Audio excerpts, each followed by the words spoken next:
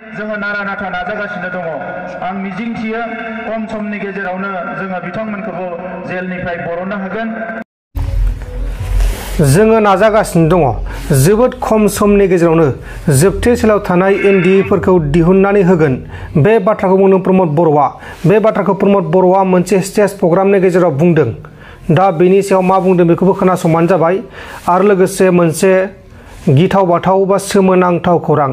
9 थाखोनि हस्टेलाव थानाय हिनजावसा गथ'आ हस्पिटालाव थांनानै गथ' जोनोम होदों। कर्नाटकानि चिक्काबाल्लापुराव सासे 9 थाखोनि हिनजावसा गथ'आ हस्पिटालाव थांनानै गथ'खौ जोनोम होदों आरो हिनजावसा गथ'आ फरायसालिनि हस्टेलावनो थायोमोन। उनाव जाथायखौ पुलिसा मिथिबाय आरो मिथिनानै हस्टेलनि वार्डेनखौ सासपेन्ड खालामनाय जादों। नाथाय हिनजावसाखौ सोर गथ' दोनखो? हिनजावसानि गोरबोआव बोरै गथ' थाखो? सोरजों बेबायदि खालामनानै बेबायदि थाखो? बेखौ दासिमाव गुमुर मोनथ'नाय जायाखै। दा बे जाथायनि सायाव नायबिजिरगासिनो दङ आरो बे हिनजावसानि सायाव सोंथिबो खालामगासिनो दङ।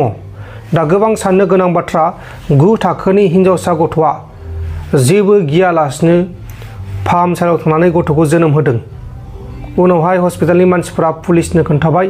पुलिसनो खोन्थानायनि उनावसो गासैबो जाथाया सोराङाव फैबाय आरो हस्टेलनि वार्डेनखौ सासपेन्ड खालामनाय जाबाय। दानिया फैदो जायबा बिटिसिनि सिएम बिथाङा मा बुंखो बेखौ खोनासंदो, अब्ला नोंथांमोना बुजिगोन। जोबथेसालिनिफ्राय उदां खालामनानै होगोन होननानै बुंदों। दा बेनि सायाव नोंथांमोना खोनासंबानो जाबाय, अब्लानो बुजिगोन। जोङो नारा नाथा नाजागासिनो दङ।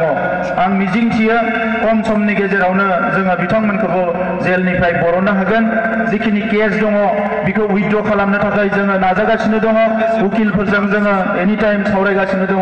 बेखौबो जोङो हागोन होननानै मिजिंथिदों। दा बेजों लोगोसे दिनैनि समाव एकर्ड इमप्लिमेन्टेसन जानो थाङोब्ला, एकर्ड इमप्लिमेन्टेसना जाजोबोब्ला जिखिनि फसंथानफोर जोङो गायसननो लादोंमोन बियो जोंनि ओनसोलखौ रायजो नङाब्लाबो गुबुन गुबुन जौगानाय ओनसोल बायदियैनो एखे लेभेलावनो लांनो थाखाय माखासे फसंथान बेवहाय लिरनाय दङ।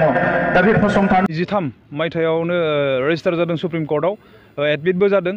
बिनिफ्राय बेल हियारिंनि थाखाय खनथाम डेट मोनदोंमोन, खिन्थु दुखु गोनां बाथ्रा बिथांनि बेल हियारिंआ जायाखै।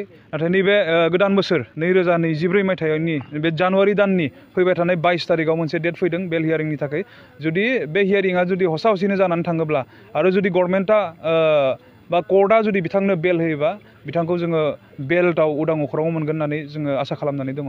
23 मायथाइयावनो रेजिस्टार जादों सुप्रिम कर्टआव, एडमिटबो जादों।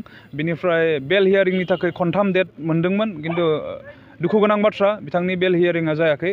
नाथाय नैबे गोदान बोसोर 2024 मायथाइनि बे जानुवारि दाननि फैबाय थानाय 22 तारिखआव मोनसे डेट फैदों बेल हियारिंनि थाखाय। जुदि बे हियारिंआ जुदि हसा हसिनो जानानै थाङोब्ला आरो जुदि गभर्नमेन्टआ बा कर्टआ जुदि बिथांनो बेल होयोबा बिथांखौ जोङो बेलआव उदां अख्राङाव मोनगोन होननानै जोङो आसा खालामनानै दङ।